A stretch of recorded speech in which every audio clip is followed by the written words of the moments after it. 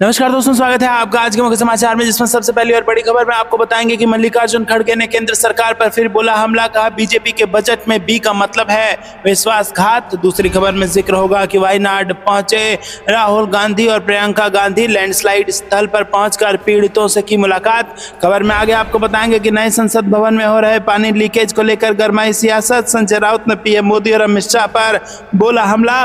खबर में आगे जिक्र होगा आरजेडी का, मोदी सरकार हर काम में विफल, विपक्ष को दोषी ठहराना इनकी आदत। आरजेडी नेता का ये बड़ा बयान। और इसी के साथ खबर में आगे आपको बताएंगे कि जाति जनगणना के मुद्दे पर अनुराग ठाकुर के बयान पर बरसे सचिन पायलट, राहुल गांधी के समर्थन में बोल दी बड़ी बात। दोस्तों, इसी प्रकार की तमाम बड़ी खबरें आपके लिए लेके आए हैं, लेकिन उससे पहले अगर आप भी खुलकर इंडिया गठबंधन का समर्थन करते हैं तो वीडियो को कीजिए लाइक और चैनल को सब्सक्राइब करके बेल आइकन दबाकर कमेंट में लिखिए जय हिंद। रुक करते हैं सबसे पहली और बड़ी खबर की तरफ। बीजेपी के बजट में बी का मतलब है विश्वासघात। मल्लिकार्जुन खड़गे ने केंद्र सरकार पर फिर से बोला हमला। जी हां दोस्तों, आपको बता दें कि कांग्रेस अध्यक्ष मल्लिकार्जुन खड़गे ने बजट को लेकर मोदी सरकार पर एक बार फिर निशाना साधा।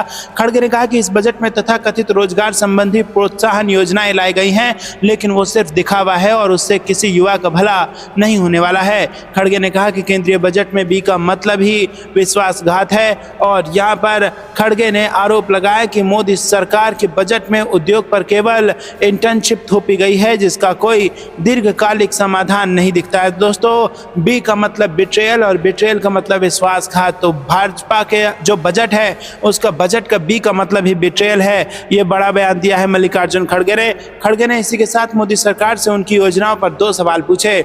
मोदी सरकार इन योजनाओं का ब्यौरा कब देगी? खड़गे ने कहा कि ना तो युवा और ना ही उद्योग, जिन्हें वित्त मंत्री निर्मला सीतारमण के अनुसार इंटर्नशिप पहली बार नौकरी के लिए प्रेरित किया जाना है, उन्हें रोजगार से जुड़ी 5 प्रोत्साहन योजनाओं की रूपरेखा के बारे में कोई जानकारी है। उन्होंने पूछा कि क्या कांग्रेस के घोषणा पत्र से इस आधे अधूरे विचार को लागू करने से पहले कोई हितधारक परामर्श किया गया था। दूसरी ओर मोदी सरकार के बजट में उद्योग पर केवल इंटर्नशिप थोपी गई है, जिसका कोई दीर्घकालिक समाधान नहीं है। खड़गे ने पूछा कि रोजगार से जुड़ी इन प्रोत्साहन योजनाओं में सार्वजनिक कंपनियों को शामिल क्यों नहीं किया गया है। दोस्तों, युवाओं को धोखा दे रही है सरकार। खड़गे ने कहा है कि कुर्सी बचाओ बजट के एक सप्ताह बाद शिक्षा जगत और उद्योग जगत तथा कथित रोजगार संबंधी प्रोत्साहन योजनाओं के बारे में मोदी सरकार के दिखावे पर स्पष्टता का इंतजार कर रहा है। रुक करते हैं अगली ब्रेकिंग न्यूज की तरफ। वायनाड पहुंचे राहुल गांधी और प्रियंका गांधी, लैंडस्लाइड स्थल पर पहुंचकर पीड़ितों से की मुलाकात। जी हां दोस्तों, लोकसभा में नेता प्रतिपक्ष और कांग्रेस सांसद राहुल गांधी पार्टी महासचिव प्रियंका गांधी के साथ वायनाड के भूस्खलन प्रभावित क्षेत्र चूरलमाला का दौरा उन्होंने किया। और राहुल गांधी की दोपहर में भूस्खलन क्षेत्र के दौरे पर वो पहुंचे। पार्टी सूत्रों के मुताबिक घटनास्थल पर पहुंचने के बाद राहुल गांधी और बहन प्रियंका गांधी मेपाड़ी स्थित सामुदायिक स्वास्थ्य केंद्र के लिए रवाना हो गए। और इस दौरान घटनास्थल पर बारिश जारी रही। इसके बाद Rahul Gandhi doctor Moopen medical college और मेपाड़ी स्थित 2 राहत शिविरों के लिए रवाना हुए। कांग्रेस के संगठन महासचिव और अलापुझा से सांसद केसी वेणुगोपाल भी उनके साथ मौजूद रहे। दोस्तों, नेता विपक्ष राहुल गांधी और प्रियंका गांधी ने वायनाड की मेपड्डी में लैंडस्लाइड से प्रभावित इलाकों का जायजा लिया और हादसे से पीड़ित लोगों से मुलाकात की। और वहीं आपको बता दें कि मंगलवार देर रात हुई मूसलाधार बारिश के कारण जिले के मुडकई और चुरलमाला, अट्टामाला और नूलपुझा बस्तियों में बड़े पैमाने पर भूस्खलन हुआ। और इस हादसे में अब तक महिलाओं और बच्चों सहित 173 लोगों की जान चली गई है। रुक करते हैं अगली ब्रेकिंग न्यूज की तरफ। नए संसद भवन में हो रहे पानी लीकेज को लेकर गरमाई सियासत। संजय राउत ने पीएम मोदी पर और शाह पर बोला हमला। जी हां दोस्तों, कुछ दिन पहले ही बड़ी ही धूमधाम से नई संसद का उद्घाटन किया गया था और अभी 1 साल नहीं हुआ है कि नए संसद भवन में लीकेज होने की खबरें सामने आ रही हैं। कांग्रेस सांसद मणिकंठ टैगोर ने एक वीडियो शेयर किया है, जिसमें देखा जा सकता है कि छत से पानी का रिसाव हो रहा है और गिरते पानी को रोकने के लिए फर्श पर बकेट रखी गई है। और इसे लेकर अब शिवसेना ठाकरे गुट के सांसद संजय राउत आक्रामक हो गए हैं। उन्होंने संसद के निर्माण कार्य को लेकर प्रधानमंत्री नरेंद्र मोदी और केंद्रीय गृह मंत्री अमित शाह पर जमकर निशाना साधा है। संजय राउत ने मोदी शाह पर हमला बोलते हुए कहा कि पीएम मोदी और शाह के ठेकेदारों ने सेंट्रल विस्टा बनाया है। उनके ठेकेदारों द्वारा बनाए गए वस्तुएं कम समय में ही टूट रहे हैं। इससे साफ दिख रहा है कि इसमें कितना कमीशन खोरी हुआ है। और उन्होंने कहा कि राज्य में अटल सेतु और समृद्ध महामार्ग भी स्मारक है। दोस्तों, यहाँ पर संजय राउत ने आगे कहा कि राम मंदिर में भी लीक हो रहा है। उन्होंने कहा कि चुनाव के लिए ठेकेदारों से पैसा लेना एक उद्योग बन गया है। उन्होंने सवाल किया कि क्या राष्ट्रीय पहचान बची हुई है। राउत ने यह भी कहा कि अगर संसद में ऐसा है तो सदस्यों और जनता ने क्यों नहीं सवाल पूछना चाहिए। उन्होंने ये भी कहा कि संसद में सवाल करने का अधिकार सिर्फ सत्ताधारी लोगों को है। सरकार से सवाल पूछने पर हम अपराधी हो जाते हैं।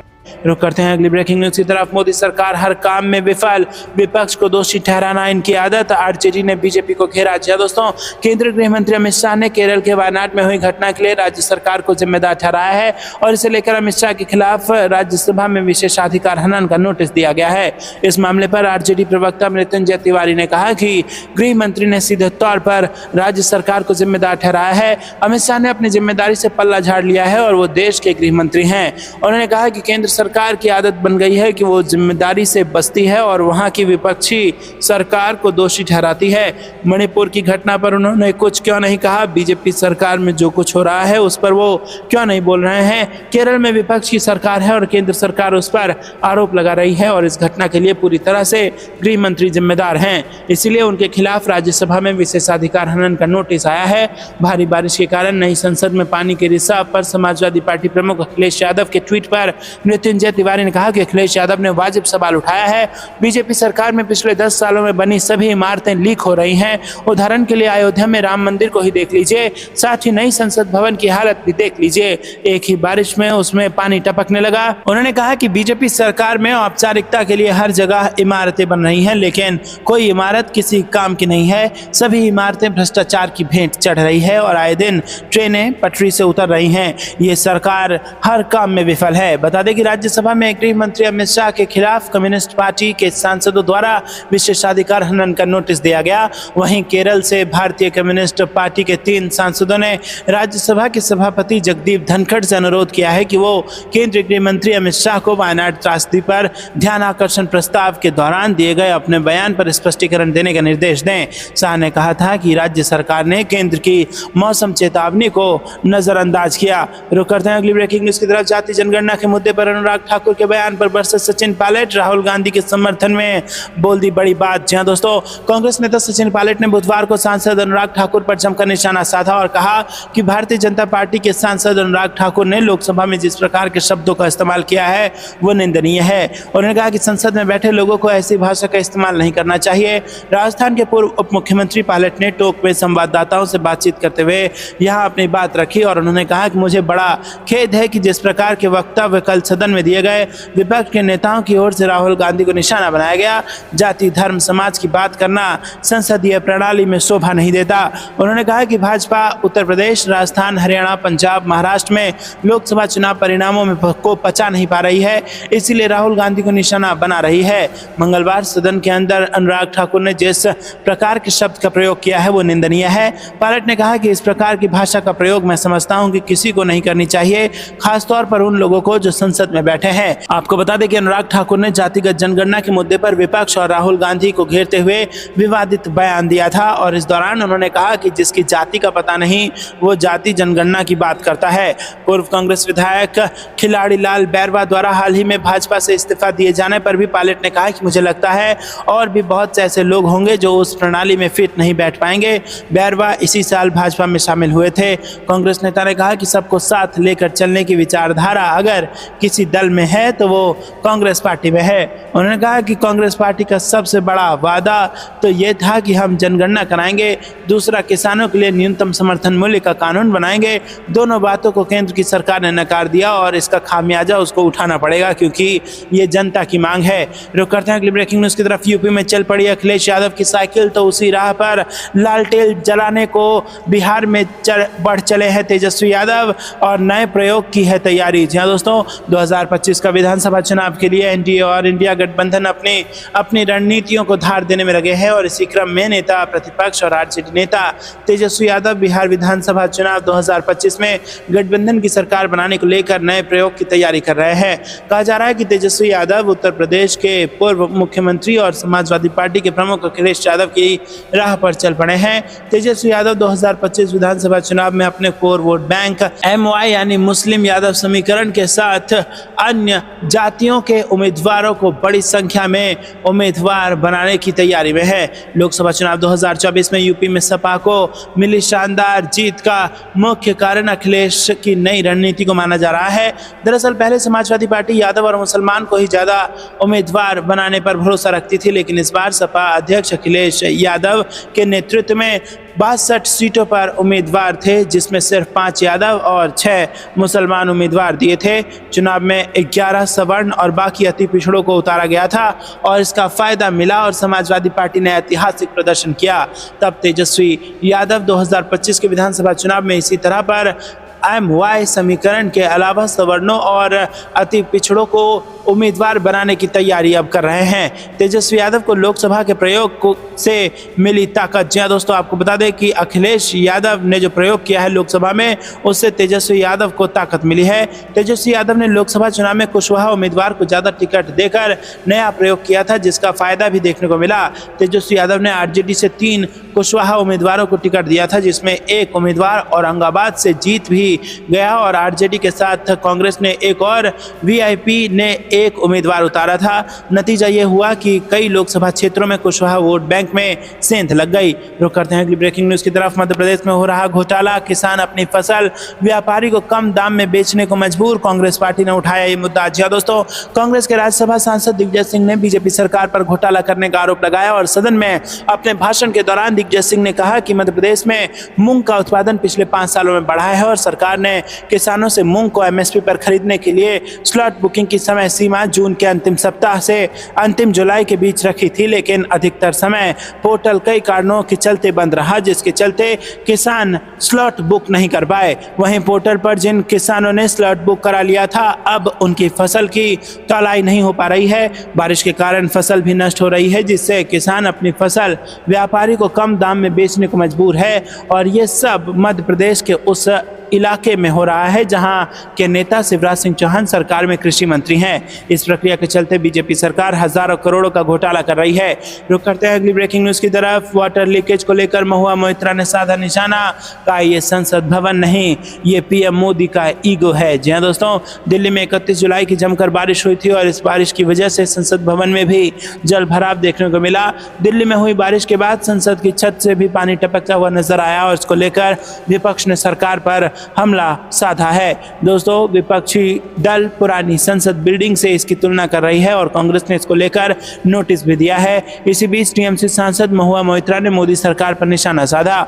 महुआ मोइत्रा ने मोदी सरकार पर निशाना साधते हुए कहा कि ये सरकार तो वाटर लीकेज सरकार है, ये संसद भवन नहीं, ये प्रधानमंत्री मोदी का ईगो है। आपने देखा है कि किसी देश के संसद भवन में पानी भर जाए, हम पहले ही दिन से ही कह रहे हैं कि इसे जल्दबाजी में बनाया गया है और इस देश की जनता उन्हें एक सबक सिखा दिया है और अब प्रकृति भी उन्हें कुछ सबक सिखाना चाह रही है। मोदी सरकार पर निशाना साधते हुए उन्होंने कहा कि इस नई संसद से अच्छी तो वो पुरानी संसद थी जहां पुराने सांसद भी आकर मिल सकते थे। क्यों ना फिर से पुरानी संसद चले, कम से कम तब तक के लिए जब तक अरबों रुपए से बनी संसद में पानी टपकने का कार्यक्रम चल रहा है।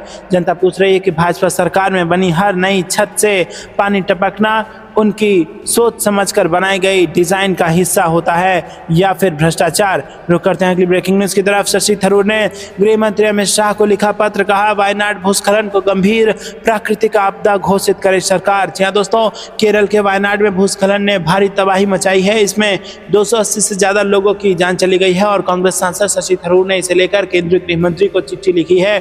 अपील की कि सरकार वायनाड तबाही को गंभीर प्राकृतिक आपदा घोषित करे और इस पत्र में उन्होंने MPLADS योजना के तहत इस त्रासदी को गंभीर प्राकृतिक आपदा घोषित करने की मांग की, जिससे स्थानीय सांसदों अपनी क्षेत्र की आपदा में 1 करोड़ रुपए तक पीड़ितों को और राहत कार्य में खर्च कर सकते हैं। केंद्रीय गृह मंत्री को लिखे पत्र में उन्होंने इस त्रासदी में हुई क्षति पर दुख जताया और उन्होंने लिखा कि 30 जुलाई को रात के अंधेरे में केरल के वायनाड जिले में विनाशकारी भूस्खलन आया, जिसमें 100 से अधिक लोगों की जान चली गई है और कई गंभीर रूप से घायल हैं जो अस्पताल में भर्ती हैं, जबकि अनगिनत लोग लापता हैं, वो मलबे के नीचे फंसे हुए हैं और यह आपदा अपने पीछे मृत्यु और विनाश की एक भयानक कहानी छूट गई है। रुक करते हैं अगली ब्रेकिंग न्यूज की तरफ, जहां पर आपको बता दें दोस्तों कि महाराष्ट्र में महज 55-65 सीटें ही जीत सकती है भाजपा, आंतरिक सर्वे बढ़ा रही है पार्टी की चिंता। जी हां दोस्तों, महाराष्ट्र में विधानसभा चुनाव की तैयारियां जारी हैं और इसी बीच अटकलें हैं कि भारतीय जनता पार्टी को राज्य में बड़े नुकसान की चिंता सता रही है और इसे लेकर आधिकारिक तौर पर कुछ नहीं कहा गया है। और हाल ही में संपन्न हुए लोकसभा चुनाव में भी भाजपा की सीटों में गिरावट दर्ज की गई थी। इसके अलावा कयास ये भी लगाए जा रहे हैं कि आरएसएस यानी राष्ट्रीय स्वयंसेवक संघ भाजपा के साथ अजीत पवार के गठबंधन से कुछ नहीं है। वहीं दोस्तों खबरें हैं कि मुख्यमंत्री एकनाथ शिंदे को भाजपा की मदद से सत्ता में लौटने का भरोसा है, जबकि न्यू इंडियन एक्सप्रेस की रिपोर्ट के अनुसार भाजपा अपने प्रदर्शन को लेकर चिंतित नजर आ रही है। रिपोर्ट के मुताबिक भाजपा की तरफ से कराए गए आंतरिक सर्वे संकेत दे रहे हैं कि पार्टी 2088 विधानसभा सीटों में सिर्फ 55 से 65 सीटों पर जीत हासिल कर सकती है, जबकि 2014 में आंकड़ा 122 और 2019 में 105 विधायक थे। इधर महायुति में राष्ट्रवादी कांग्रेस पार्टी का कुनबा भी टूटता नजर आ रहा है और हाल ही में पिंपरी चिचवाड़ प्रमुख अजीत गहनवे समेत कई नेताओं ने एनसीपी को अलविदा कह दिया था। रुक करते हैं अगली ब्रेकिंग न्यूज की तरफ। ममता के गढ़ पश्चिम बंगाल में बढ़ रही बीजेपी की अंतरकलह, आखिर पार्टी में अंदरूनी झगड़ा क्या है। जी हां दोस्तों, आपको बता दें कि बंगाल विधानसभा की 4 सीटों पर हुए उपचुनाव में बीजेपी 3 पर हार गई और चुनाव में बीजेपी के प्रदर्शन को लेकर हुई बैठक में बंगाल के वरिष्ठ नेता सौमित्र खान ने प्रदेश नेतृत्व के बदलाव की मांग उठा दी है। तो दोस्तों, ममता के गढ़ पश्चिम बंगाल में बीजेपी में बढ़ रही है अंतरकलह। रुक करते हैं अगली ब्रेकिंग न्यूज की तरफ। पीएम स्वनिधि योजना के तहत एक तरफ रेहड़ी पटरी वालों को दिया जा रहा है पैसा, तो दूसरी तरफ उन्हीं को उजाड़ा जा रहा है। अजय माकन ने दिया ये बड़ा बयान। दोस्तों, कांग्रेस के राज्यसभा सांसद अजय माकन ने रेहड़ी पटरी वालों की परेशानियों का मुद्दा उठाया। अजय माकन ने कहा कि मैं एक शहरी गरीब मुद्दे के बारे में बात करना चाहूंगा जो सबसे महत्वपूर्ण है। रेहड़ी पटरी वालों के बारे में मैं बात करना चाहूंगा। मैं आपको बताना चाहूंगा कि रेहड़ी पटरी आजीविका संरक्षण कानून मेरे द्वारा बनाया गया था और मैंने इसे कैबिनेट से पास कराया। इसे आज पूरे देश में लागू किया जा रहा है। दुख की बात यह है कि एक तरफ प्रधानमंत्री स्वनिधि योजना के तहत रेहड़ी पटरी वालों को पैसे दिए जा रहे हैं, वहीं दूसरी तरफ उन्हीं को उजाड़ा जा रहा है जिन्होंने प्रधानमंत्री स्वनिधि योजना के तहत पैसे प्राप्त किए हैं। और इससे भी अधिक दुख की बात यह है कि मेरे पास में ये पूरी लिस्ट है जिसमें प्रधानमंत्री जी की लोकसभा क्षेत्र से हटाया जा रहा है। रामनगर, शीतलाघाट, लंका, सारनाथ, भिकारीपुर और ये 5 मार्केट हैं जहां प्रधानमंत्री स्वनिधि योजना के तहत पैसे मिले हैं। प्रधानमंत्री जी की लोकसभा क्षेत्र में पैसे मिलने के बाद भी इन्हें हटाया जा रहा है। रुक करते हैं अगली ब्रेकिंग न्यूज की तरफ। ये देश की सबसे बड़ी प्राइवेट कंपनी मुनाफा योजना है, संसद में बड़ी स्कीम पर बोले सुरजेवाला। जी हां दोस्तों, राज्यसभा में कृषि और किसान कल्याण मंत्रालय के कामकाज पर चर्चा की शुरुआत करते हुए कांग्रेस सांसद रणदीप सिंह सुरजेवाला ने भारतीय जनता पार्टी और सरकार को जमकर घेरा और उन्होंने आंकड़े गिना किसान के लिए बजट में 1 लाख करोड़ रुपए की कमी किए जाने का आरोप लगाया और प्रधानमंत्री फसल बीमा योजना को देश की सबसे बड़ी प्राइवेट इंश्योरेंस कंपनी मुनाफा योजना बताया। सुरजेवाला ने राज्यसभा में यह भी बताया कि एमएसपी के लिए लीगल गारंटी की जरूरत क्यों है। सुरजेवाला ने रामधारी सिंह दिनकर की पंक्तियां देवता मिलेंगे खेतों में खलिहानों में भी सुनाई और कहा कि ये ऐसे सब्जबाग दिखाते हैं। उन्होंने पीएम मोदी के किसानों की आय 2022 तक दुगनी करने के वादे का जिक्र किया और कहा कि एनएसएसओ की 2021 की रिपोर्ट लेकर आया हूं, किसान रोज का 27 रुपए कमाता है। सुरजेवाला ने कहा कि इनकी एग्रीकल्चर को लेकर कमेटी की रिपोर्ट है जिसने स्वीकार किया है कि किसान की आय दोगुनी होने की जगह कम हो गई है। रुक करते हैं अगली ब्रेकिंग न्यूज की तरफ। झारखंड में भाजपा के 18 विधायक निलंबित, हेमंत सोरेन के खिलाफ सदन में कर रहे थे नारेबाजी। रुक करते हैं अगली ब्रेकिंग न्यूज की तरफ। बजट पर बौखलाए किसान संगठन, गुरदासपुर में जलाए सरकार के पुतले, कहा अब तेज करेंगे आंदोलन। जी दोस्तों, पंजाब के गुरदासपुर जिले में किसान मजदूर संघर्ष कमेटी ने मोटरसाइकिल रोड्स मार्च निकाला है और मार्च के बाद किसानों ने केंद्र, हरियाणा और पंजाब सरकार का पुतला फूका। किसानों ने कहा कि सरकार उनकी मांगों पर ध्यान नहीं दे रही है, ऐसे में अब वो संघर्ष संघर्ष को तेज करेंगे। किसानों ने केंद्र को घेरते हुए कहा कि सरकार केवल कॉरपोरेट घरानों को लाभ पहुंचाती है। रुक करते हैं अगली ब्रेकिंग न्यूज की तरफ। मुझे हराने के लिए सभी दलों ने जोर लगाया, जेडीयू सांसद ने एनडीए पर उठाए सवाल और लालू की तारीफ में कही ये बात। जी हां दोस्तों, देवेश चंद्र ठाकुर ने लालू प्रसाद यादव को जुबान का पक्का नेता बताया और कहा कि 2002 में जब पहली दफा विधान परिषद का चुनाव लड़ा था तब लालू यादव से मदद मांगने गया था, उन्होंने मेरी मदद की थी। तो दोस्तों, ये थी दिन भर की सारी जरूरी और बड़ी खबरें। अंत तक बने रहने के लिए बहुत बहुत धन्यवाद। जाने से पहले वीडियो को लाइक और चैनल को सब्सक्राइब करके बेल आइकन दबाकर कमेंट में लिखिए जय हिंद। अभी के लिए इतना ही। जय हिंद, जय भारत।